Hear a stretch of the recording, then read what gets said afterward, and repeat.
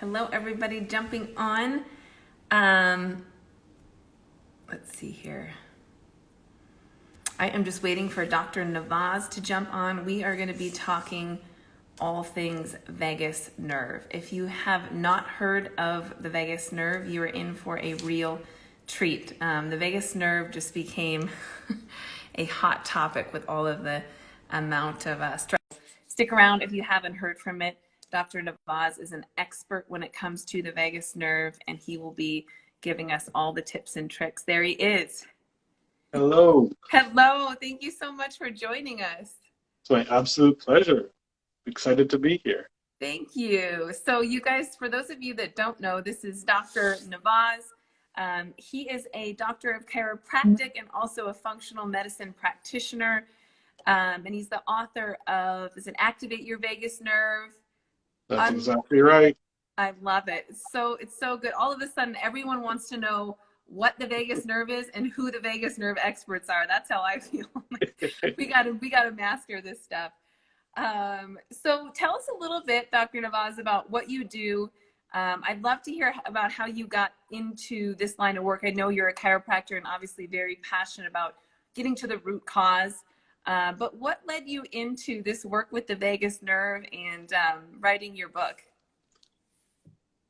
Thanks for the great question. And yeah, my story is no different from the vast majority of doctors that got into this line of work, where we essentially had our own health struggles, where we went through our own challenges, and it's such a common story. Yeah. A practitioner, doctor of some sort has their own health struggle, and all of a sudden decides the approach that they were being told by their conventional system wasn't good enough for them, and they were ready to make a change accordingly.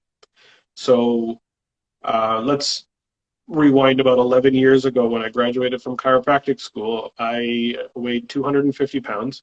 I had high blood pressure.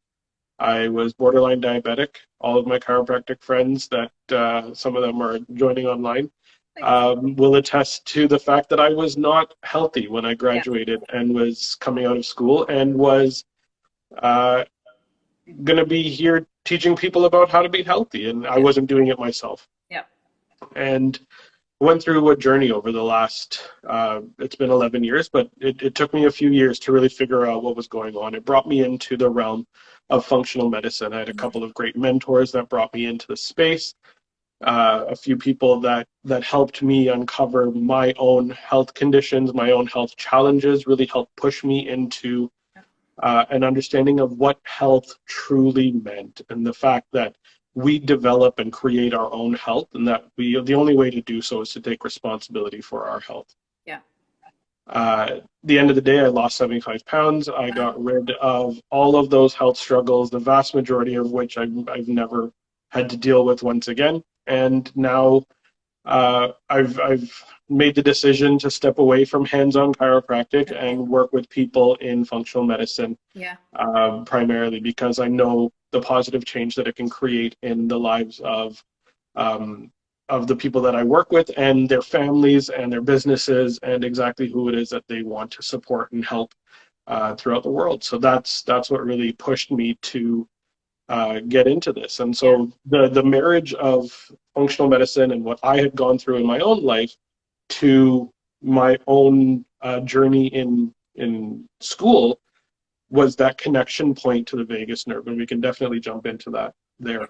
I love that. And I just, it's so fascinating to me, because I don't know what you're seeing in your practice, but for me, most of the people that are seeking my counsel are dealing with stress-induced symptoms of some shape or form. I mean, I know this isn't data, and don't quote me on this, but pretty much 100% of what people come to me for has a stress component, whether it be all of it or just a part of the picture. But you know, we were dealing with this pre-COVID, and now that we're dealing with this global pandemic, it just seems to be taking things to another level. And so we're just seeing these stress-related, you know, symptoms, syndromes in groves. And I think it's never been more important to do everything that we can to counterbalance what, you know, the stress is doing to the body. And I think a lot of people we'll find these tips and tricks that you're going to give us empowering, because there's only so much we can do about the external stress that we're being exposed to and bombarded with right now. So, you know, what are these things that we can do, we can control to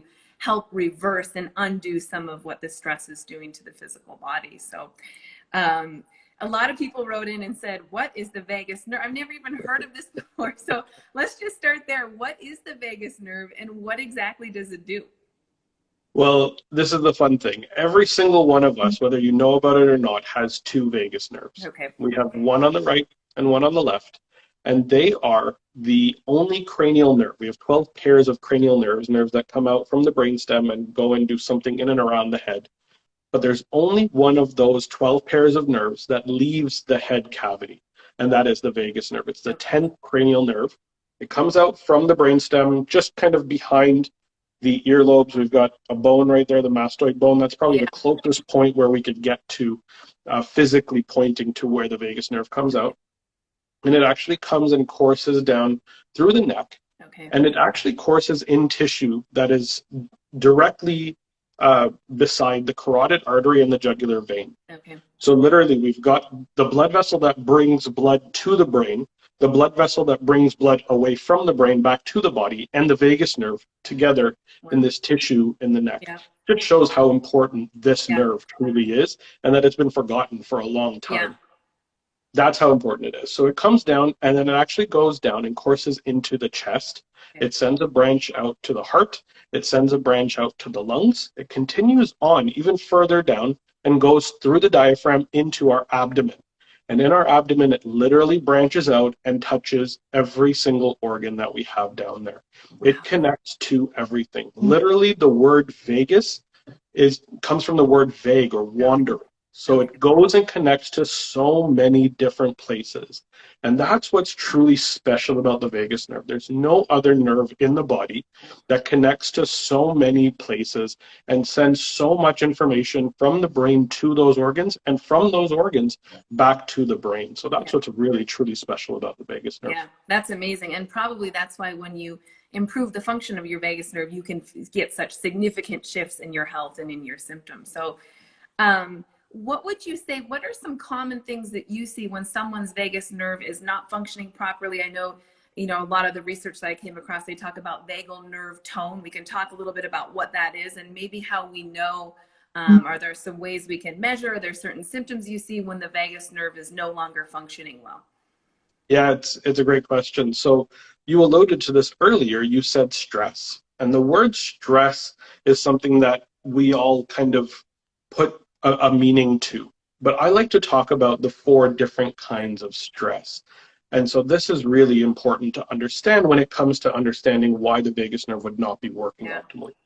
So the 4 types of stress are emotional, which we all kind of understand. You have financial troubles, you've got family issues, boyfriend, girlfriend, whatever it is. Yeah. Those are the basic emotional stressors that we tend to put in as stress that we talk about every day.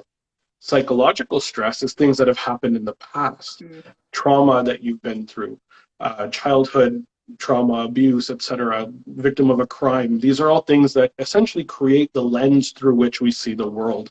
And they can create stress just based on how you show up in different environments. Yeah. So that's the psychological stress. Okay. The other 2 are physical stress and biochemical stress. And these 2 are not thought about or not sitting there at the forefront of what we do. You as a kinesiologist fully understand the importance of physical movement. And when we don't move, we are creating stress. Sitting on our chair for 8-9 hours a day, and then going and sitting in the car, and then going and sitting on the couch is a physical stressor because you're not using your body to function. Yeah. You're not getting the cells and the muscles to do what they're supposed to do. Yeah. So these are physical stressors. Biochemical stressors, that's where I like to put a lot of my attention. So as a chiropractor, I used to work a lot on that physical stress, but now I talk a lot about the biochemical. And that is everything that is in and around us that could be affecting our body's function in a negative way. The pesticides on our foods, the environmental chemicals from cars driving by, the flame retardants in our sofas, the poor food choices, et cetera, et cetera. Those are all the biochemical stressors that affect our microbiome. That is our bacteria, parasites, viruses, yeast, and worms that live in our gut. Yeah. The direct effect it has on our hormones, on our immune system, and how our entire body system functions. Yeah. Those four stressors put together create an amount of stress that our body can handle. And our body needs a little bit of stress to be able to function well. All right. We call it the hermetic response, essentially. Yeah. We need to be able to have some stress so that our body can handle it, so we can strain it. It's the reason why exercise works so well. Yeah. It's because we're giving ourselves a level of stress that's good. When we overdo it, that is where we realize what vagal tone means. Okay. So Okay. vagal tone is essentially our vagus nerve's capacity to handle said stressors. Okay. And as our vagal tone decreases, our capacity to handle those four different types of stressors decreases. Okay. Vagal tone is your ability to handle stress, period. Wow, it's amazing. So when somebody has poor vagal tone, and they come to you, is there a way that are you looking at something? Are you measuring something? Is there a way to tell? Or are you just assuming, well, you've got a lot of these four stressors, I'm assuming that you have poor vagal nerve tone? When you do a really good assessment on somebody, you can truly understand Okay. that they're probably under a lot of stress. Yeah. But I don't do assessments on everybody. And so there are amazing tools that are out there that everybody could be using, or people could be using, to help identify what their vagal tone is, what their vagus nerve capacity is. Okay. I'm wearing one of them right now. That's my Aura ring. Aura ring. I love my Aura ring. I've been using it now for about 3 years. It's probably the best tool with regards to ease of use and getting daily reports as to how my body is doing. Okay. I get 8 hours approximately of HRV activity throughout the entire night. I get to see what's going on with my vagus nerve and how well my body is recovering, and what my vagal tone looks like for the next day, and what I'm able to do. How much stress should I put myself under the next day for my readiness? Yeah. So are you looking at heart rate variability, Dr. Navaz? That's exactly it. Yeah. HRV is the main number that I'm looking at. Okay. And heart rate variability is such an important factor when it comes to vagus nerve specifically. Yeah, absolutely. So you guys, for those of you that aren't familiar with heart rate variability, that is something, someone's asking what type of ring. There's a ring called the Aura ring, and it is taking all of your heart rate. It's monitoring your sleep. It's amazing. They do a lot of really cool things. But in the morning, you get a reading, and it's your heart rate variability, which is basically the distance in between your heartbeats. And the more variability, the more kind of variety you have. You don't want them to be really, really consistent, right? You want to have a lot of variety and variance. So this heartbeat is this far apart, and then this one's maybe this far apart. That actually is telling your body's the state of your nervous system, and how you being overly stressed. And so a lot of athletes and people that train, or people that are just interested in achieving optimal health and being healthy, will look at that number and say, oh, my heart rate variability is a little bit low today. I'm going to cut back on exercise, maybe do some more stress reducing techniques, and get my heart rate variability back online, increase it, so that I'm taking care of my body. So for those of you that are wanting a way to measure it, heart rate variability is a way to do that. You don't have to have an Oura ring. I think there's a way to just do like a heart rate monitor with an app. I know Ben Greenfield, who's a buddy of mine, has an app where a lot of people will just use that heart rate monitor and an app and get that number. But that there's number a lot of good tools that are coming out. Oura Ring's been around for about 3-4 years. The Whoop Band is around. Yes. I know there are some apps that are starting to do this. I know Ben's stuff is really quite good. So there's lots of tools, and the fact that we have technology available to all of us to be able to do these things, that's really we're at the forefront of some huge things in healthcare. I totally agree. And for those of you that don't want to measure and don't want to buy a ring or an app, I totally get it. I think we can assume that most of us are suffering a little bit with all of the stress that we're being bombarded with. So, if it's the stressors that cause poor vagal nerve tone, I would say that most of us are struggling in that department. So I'm curious how the vagus nerve affects the immune system. Obviously, having a robust immune system has never been so important. How does it play a role in the immune system? Yeah, it's a great question. So think of it this way. The immune system is like the accelerator of a car, all right? when there is a stressor, when there is a toxin, when there is a bacteria or something that needs to be handled that should not be present within the body, the immune system will turn on and the accelerator gets pushed. And that's really important. We need to have that response. Our immune system is so important. But the regulation of the immune system is where a lot of the pieces are missed in the puzzle. Okay. And that regulation is, in a car, we've got an accelerator and brakes. In the immune system, we've got the immune system as the activator, and the vagus nerve plays the brakes. Okay. That's what it does. So the way that our body creates this resilience and this ability to handle those stressors and those immune system challenges that come in, we need to be able to put the brakes on and slow down that immune inflammatory reaction. The immune system reacts with inflammation. It sends blood to the area, it sends a bunch of cells to the area to repair whatever damage is happening. We need to make sure that that doesn't become chronic or long-standing. Okay. And when it does become chronic or long-standing, that's where a lot of health challenges tend to occur. This is where autoimmune type of conditions can come up, or significant metabolic dysfunction can occur, because inflammation is always at the root of this. And if we don't have control of that inflammation, if we don't have control of that immune system reaction because the vagus nerve isn't strong enough, that's where a lot of health challenges really truly show up. Yeah, that makes sense. That makes sense, which takes me to my next. I'm so fascinated about how the vagus nerve affects the, you know, the gut brain, that connection, the enteric nervous system. And can you talk a little bit about that? I know you mentioned originally that that vagus nerve goes down and innervates, you know, most of the intestine, the liver, so many different organs that play such a vital role in our health. But I think, you know, as we know, most disease, or according to Hippocrates, all disease begins in the gut. So that connection between the gut and the brain is so important. And I know when the vagus nerve starts to not work as well, that connection gets disrupted. Yeah, that's absolutely right. So the vagus nerve functions by telling different organs what to do by slowing down their function and turning on what's called our parasympathetic nervous system. All right, so the sympathetic nervous system is the stress. It's the stress reactor. It's the fight or flight response to emotional biochemical stressors. The parasympathetic nervous system is that counterbalance. It's the brakes to slow everything down and put us into a parasympathetic state. And we talk about that parasympathetic nervous system containing the rest and digest systems. I've added one more. It's rest, digest, and recovery system. And that recovery piece is often missed when we're talking about vagus nerve. So the way that this whole system really slows everything down is it sends information to the heart to slow down the heart rate. And that variation in time creates that heart rate variability increase, which we can then measure as vagus nerve activity. Okay. It goes to the lungs, and the lungs slow down their breath rate, going to deeper diaphragmatic breathing, where we're breathing through our nose and opening our airway and opening our chest in a very positive way. Okay. When it goes to the gut, it's sending signals to turn on the digestive processes.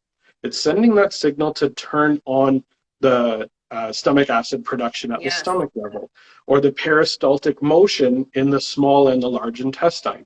It's telling the immune system, yes, we need to react to this, or no, we don't need to react to that. And that's really important. That's how the vagus nerve sends information from the brain to the gut. That's that brain-gut connection. But you also mentioned the gut-brain connection. That's sending the information upwards. And what's happening there is the communication between what's happening inside the gut microbiome and our brain, telling our brain what is going on. It's that status update in regards to how things are functioning internally. This status update, this connection from gut to brain, is far more important than brain to gut. Okay? So much so that we only have about 15% of information going from brain to gut and all of the other organs. 80% of the information on the vagus nerve goes from your gut and all of those organs up to the brain.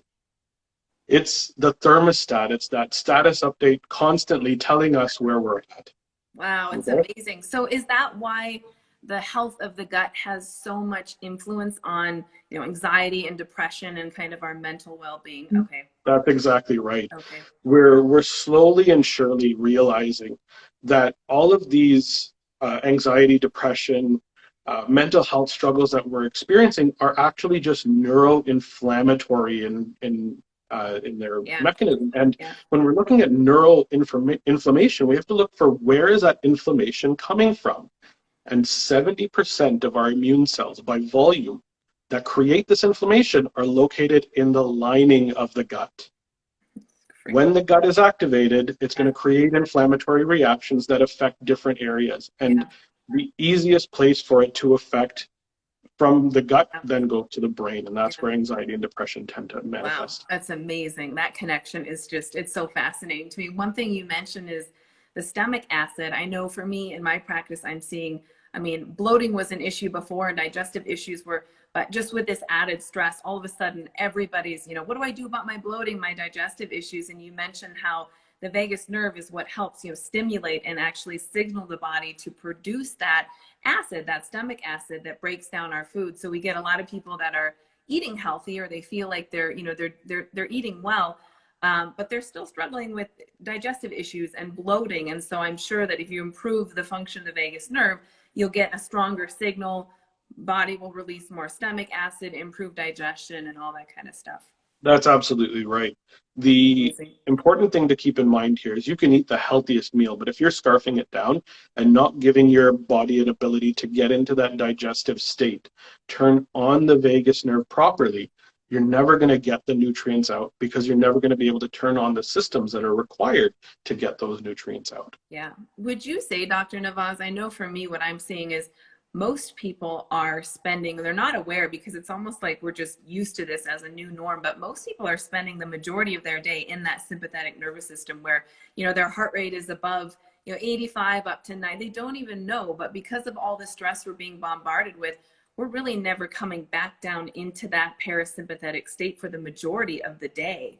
And yeah, it's the vast majority of people are. And like, you can understand, we're at least for the last year, it's been a real mess, and stress has been kind of forefront for what's going on worldwide. But stress has been there for forever. And really what needs to happen is we need to become aware of what our body is trying to tell us. And there's this really great quote that I listened to a while ago. It said, listen when your body whispers so you don't have to hear it scream. It's so it's true. becoming aware of what it's trying to say. It doesn't speak to you in English, but it speaks to you in whatever way that it does, and the symptoms and the way that you're feeling, and that helps to dictate what you need to do about it. Yeah, I could not agree more. So let's jump into some of the exercises and some things that we can do to improve the function of the vagus nerve. I know for me, I started doing kind of I'll tell the followers here a little bit, some stuff and just dedicated to when I'm taking a shower. I'll do 3 or 4 things that will help stimulate the nerve. And I definitely notice a difference when I'm doing those things versus not. And it is, I'm sure you'll cover this, but it's cumulative. It's kind of like any practice. It's, you know, as a personal trainer, you're not going to get stronger by doing 10 bicep curls, but if you do them for 6 weeks, well, then you'll start to see some of those changes. And it's the same thing, right? It's almost like the same concept of, you've got to strengthen that function of the nerve by repetitively doing these exercises. It's not going to happen overnight. So that's exactly right. The way to turn on a nerve, and any nerve in the body, is through neuroplasticity. Okay. Nerves that are neurons that fire together, wire together. Essentially, if we activate a specific signal to say, when this, then this, then we can create this new pathway. We can strengthen the pathway. We can increase the vagus nerve's capacity to handle those stressors, increasing vagal tone and getting to that level. Okay, let's talk about some of these exercises. I know they're laid out in your book, which is amazing. And we've got 3 winners at the end that we'll announce that won the book. But let's talk about some of your favorite ways to improve the function of the vagus nerve. Yeah, absolutely. So for me, I always look back at where does the vagus nerve connect and where can we actually create change within those areas and activate those specific branches of the vagus nerve. So number one, without a doubt, and we kind of mentioned it a little bit earlier, but the number one way to activate the vagus nerve is through your breath. Okay. Too many of us have forgotten how to breathe correctly. I'm victim of this myself. I've done it myself. I catch myself all the time, and I make sure that I bring myself out of it. When we're sitting here at our computers, when we're around with our families and things are going haywire, we forget how to breathe. We start breathing through our mouth, not our nose. This is our breathing tube. This is our eating tube. We've got to make sure that we're breathing through here. There's a reason we've got nose hairs, filtering everything out. So we got to use these specific pathways for what they're built for. Secondly, we've got to make sure that that air is coming down into the lungs. Too many of us are breathing using our upper back muscles. So I'm sure you see this all the time, or you hear about it all the time. Man, my shoulders are so tight, my traps, I'm so tight up here. The vast majority of these people are using these muscles for breathing. I even catch my 4-year-old doing it. I'll say, take a deep breath, and she'll go, and I say, don't do that. That's not taking a deep breath. We've got to focus on it being a diaphragmatic breath. When we breathe in, it should be belly expanding. So here's the quickest, easiest way to catch yourself. If you ever catch yourself in a stressful scenario, put one hand on your chest, one hand on your belly, and take 3 deep breaths. The hand that should be moving is the bottom hand. We should not have any movement forwards and backwards with the hand that's on our chest. We should only have it with the hand that's below on our belly. That's the one that we should be expanding. Expand with inhalation and then collapse with exhalation. So breath in. You should notice no movement within these accessory breathing muscles. The reason for this is the diaphragm, when it opens up, when it creates that vacuum response, it actually draws air into the lower lobes of the lungs. Too many of us don't do that. So learning how to catch yourself and learning to breathe in that calming, diaphragmatic, slow zone is going to be huge for so many people, and really the simplest, easiest way to turn the vagus nerve back on. Yeah, and something you can do when you're driving in your car. I mean, you can do it wherever. You don't need anything. I know for me, like you said, you don't, even knowing that part and knowing I should be using my diaphragm to breathe, under periods of stress, you'll start to notice that you're starting to breathe into your chest, and it takes time to even be conscious of that. But it's amazing then being, watching people under periods of stress, and like you said, you can see everything happening up here, and it's unconscious. We have to be aware of that and retrain our body to be able to do the other. Yeah, that's absolutely right. And so the breath is so important, and slowly becoming more and more aware. And you mentioned this as well earlier, that it's not a one-time thing. These are compounding effect type of tools. You need to slowly do it. You need to do it consistently. You need to catch yourself. And even with the vagus nerve, like once you strengthen your vagus nerve, it's not like you can forget about it and say, I'm done. My vagus nerve is strong. That's not how it works. This is a continued practice. Health is a journey, not a destination. It's got to happen every single chance that you remember to, and every opportunity you get. Yeah, I totally agree, because there's so much that we do during the day that probably undoes what we're doing, right? So it's this balancing act of, all right, so we've got the diaphragmic breathing. What else, Dr. Navaz? So my favorite other areas that the vagus nerve innervates that we can really create changes in is in and around the vocal cords. This is really cool. So there's a branch of the vagus nerve that comes off that goes to the larynx and the pharynx. So the essentially the airway, and then the muscles in and around the vocal cords. And so the reason I have pitch and tone in my voice, the reason I can go really, really high or really, really low, is because I have vagal tone. I have enough information, enough strength in my vagus nerve, sending signals to the muscles to pull or release the vocal cords enough so I can create that high or low pitch tone. This is something that we can use. So humming is one of the best ways to really activate those branches of the vagus nerve. So sit there. This is something I love to do with my 4-year-old daughter.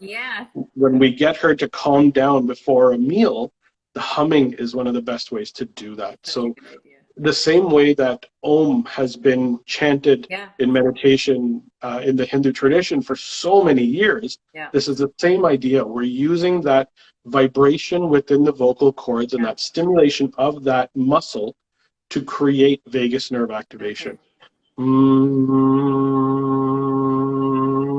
If you notice as you do that, you're also slowing your exhale.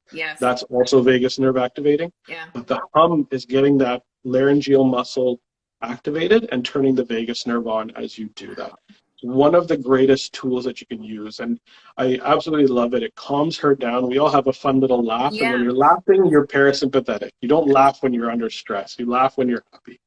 So this is a great way to turn on that parasympathetic nervous system, especially before a meal. This is a Yes. great tool because all of us, we're eating in the rush. We're kind of like we're in a convenience type of scenario situation where we're so concerned about go through the drive-through and grab our food and keep moving, or even if you're grabbing like a healthy meal, a salad or whatever, Yeah. we're still eating in a rush. Yeah. And when we slow everything down, when we hum for a couple of minutes before that meal, it helps turn that system on, turn us on to digestion, and allow for that stomach acid production to occur, for peristalsis to occur. And this will really make a difference to bloating. This will really make a difference to the overall digestive tract and the ability for digestion to work really well. Oh, this is such important stuff. And like you said, it's small things, but over time it really adds up. You mentioned that, before a meal, I had listened to one of your interviews with Dr. Carrie Jones a while ago and heard about your tip to hum. And so my husband and I, when we'll be making dinner, we're humming along. I love it. But it is a great time before a meal. I mean, when you're preparing your food, because I mean, even I'm guilty. I mean, I know, I eat very healthy, but if we're in that more activated sympathetic nervous system, it's not what we're eating, it's what we're absorbing that nourishes our body. And you can't absorb your food if you're in that heightened state. And so before your meal is such a great time to, when you're preparing your meal, hum your favorite song and get your body ready to actually absorb that food. Yeah, one of my really good friends in the functional medicine space, Ricky Brar, had this really great line. You aren't what you eat. He said, you're what you eat, digest, absorb, and don't eliminate. Yes, yes, exactly. It's huge. I think everyone thinks that, I eat so healthy. Why am I not digesting my food? Why am I still bloated if I'm eating all of these healthy foods? Well, there's a really good chance that you don't have enough stomach acid to break down those foods so you can absorb them. And it sounds like stimulating the vagus nerve is a really good way to improve that stomach acid production. So yeah, that's absolutely right. That's really cool. So what else is there? I know there's a bunch of different. There's a bunch. I've got in the book, there's about 25 different ways to activate it. I talk about things that you can do on your own. The vast majority of these are free. They're easily done by yourself without any challenge, without any cost to you as well. So these are things that we can all do on a daily basis. There's a few that involve having a practitioner support in some way, shape, or form. But the vast majority of these are easy. They're simple. They're for you to do on your own. So this is one that there's a lot of controversy about this one, but not too many people love taking cold showers. But I can tell you, they work. And they work well. You must know I'm the cold therapy queen.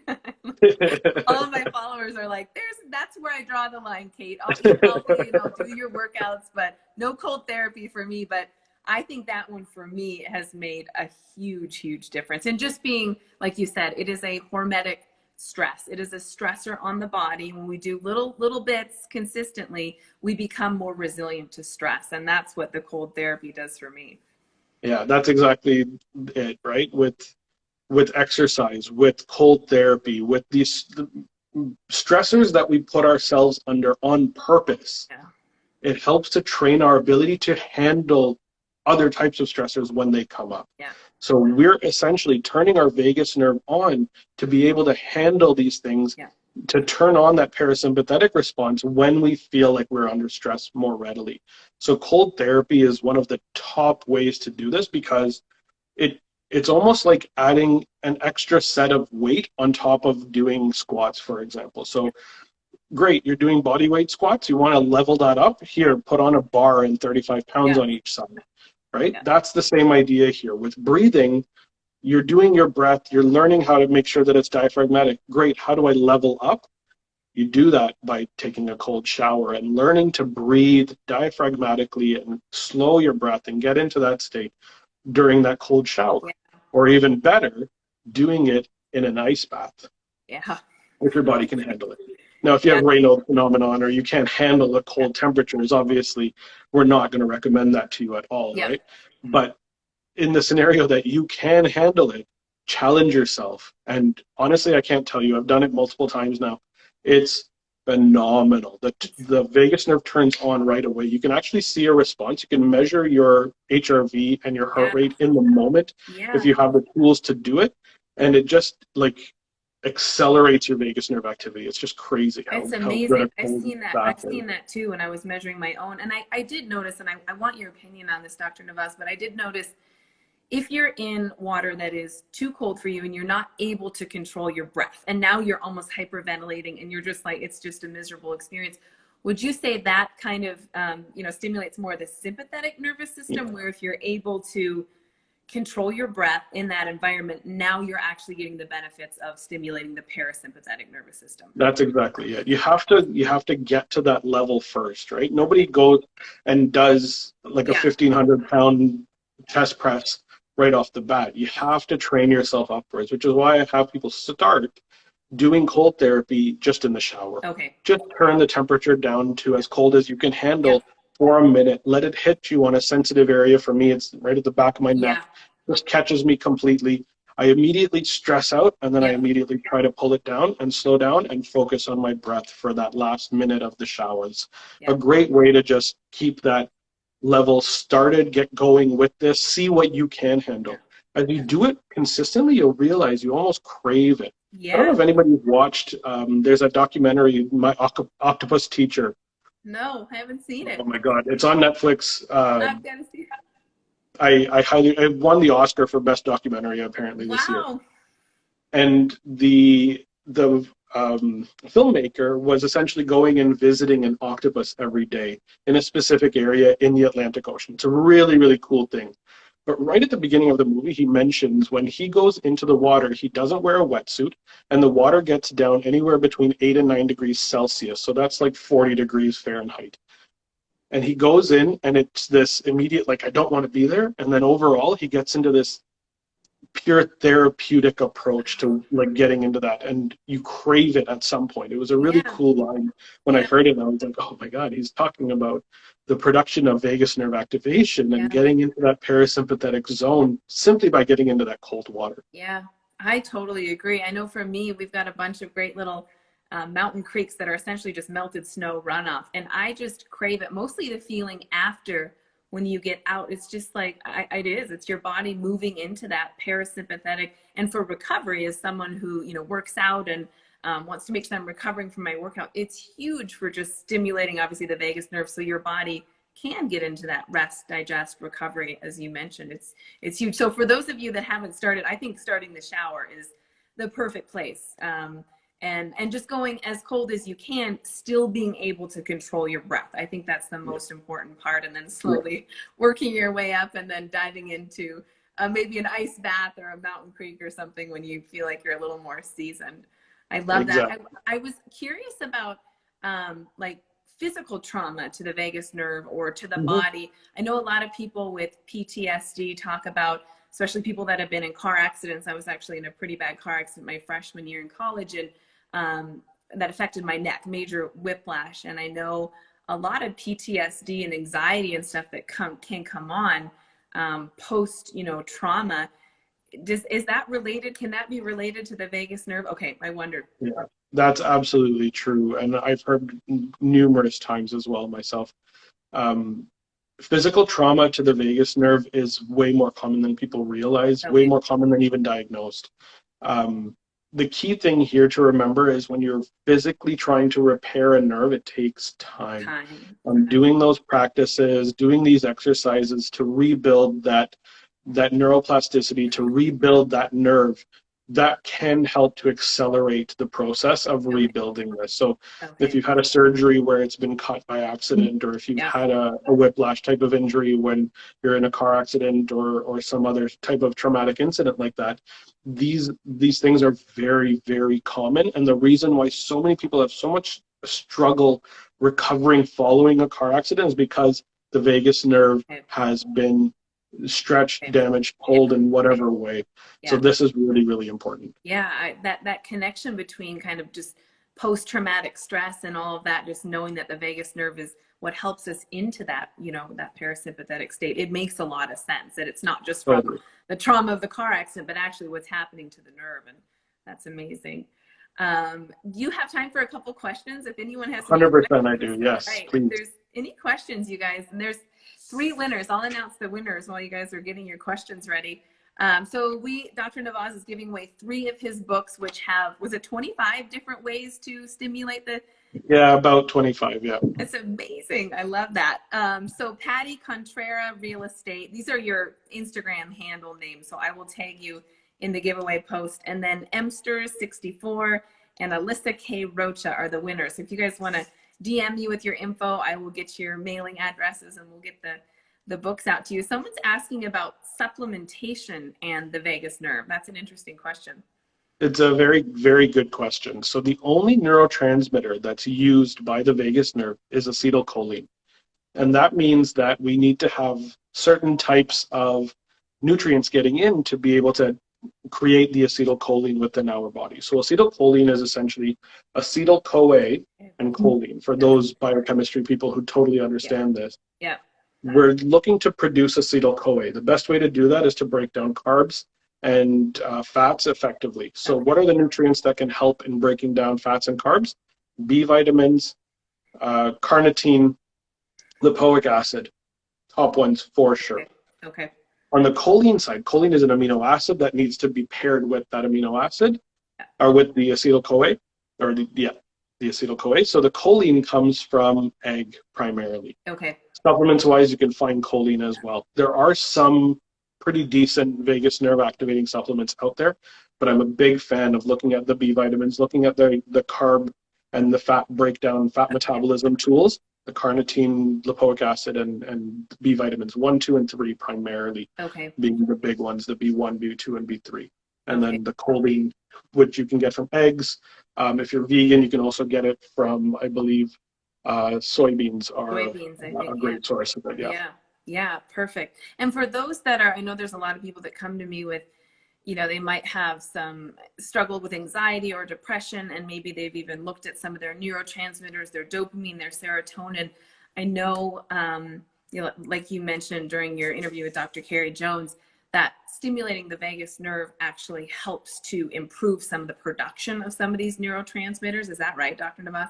Yeah, that's absolutely right. So that gut-brain connection comes into play here again, because 70% of our, 94% of serotonin is actually produced in the gut, and it stays within the enteric nervous system, the nerve endings within that gut lining, that second brain that we call it.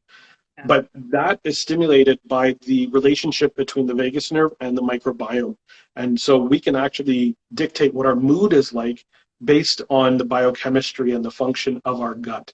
And so the gut-brain connection plays a very strong role in producing that serotonergic reaction. Even serotonin to melatonin, so we're able to sleep, is so important following that. And the recovery that occurs during sleep is really important there.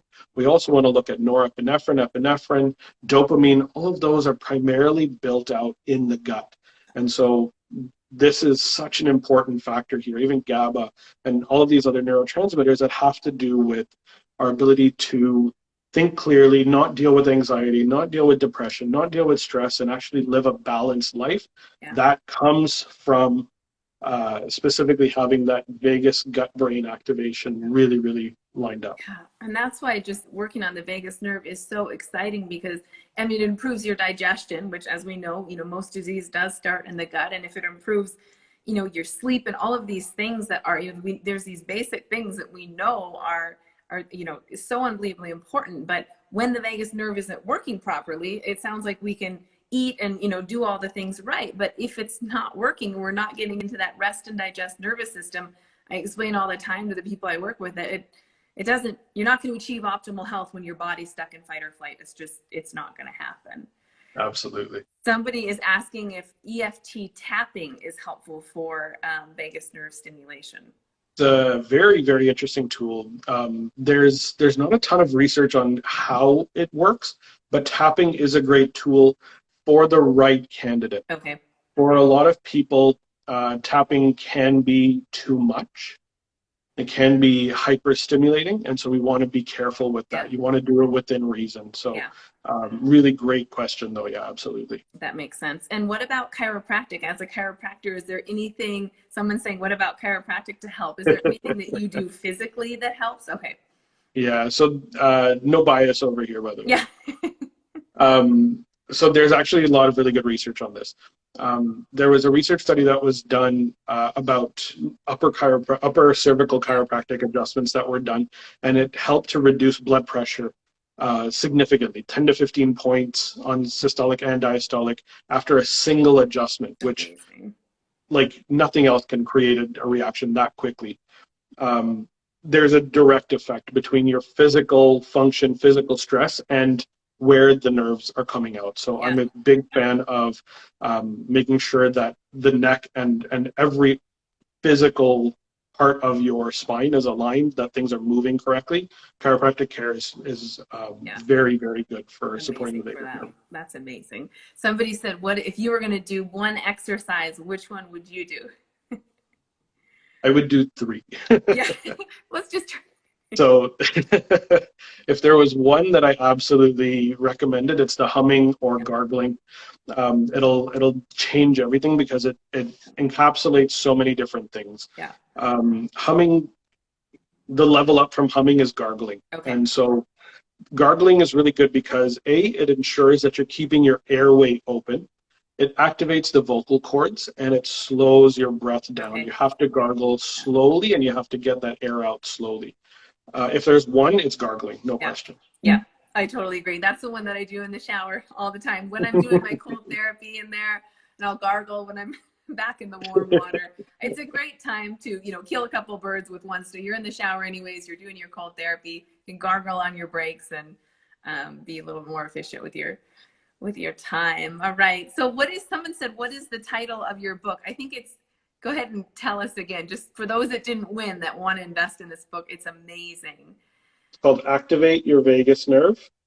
And then the bottom part is yellow here. It's got all that fun stuff on there. It's amazing, you guys. And it has never been more important, again, to just make sure there's a lot of things that we're not able to control right now in the world and in our external environment. So it's never been so important to make sure that we are doing the things that we can control to pull the body back into a parasympathetic state. There's so many people that reach out to me and they want to do this protocol or that or this exercise regimen, but what is so much more important than any of that, because none of that works if you're stuck in fight or flight. It just doesn't. It doesn't matter how well you're exercising, eating, all of these things.